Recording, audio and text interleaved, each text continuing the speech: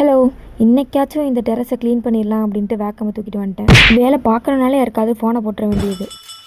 சுத்தம் பண்ணுறமோ இல்லையோ, இது இருந்தால் ஈஸியாக இருக்கும் அப்படின்ட்டு எதையாவது ப்ராடக்ட்டை வாங்கி வச்சுக்கிறது. இதுல ஒண்ணும் குறைச்சலடா. ஒரு வழியாக க்ளீன் பண்ணி இந்த மேட்டையும் விரிச்சாச்சு. வெறும் தரையாக இருக்கிறத விட அந்த க்ரீன் மேட்டை போட்டால் அந்த இடத்தையே மாற்றிடுது. அடுத்து இந்த இடத்த எப்போ க்ளீன் பண்ண போகிறேன்னு தெரியல. எம்பட்டு நல்லா ஆகுதுன்னு பார்ப்போம்.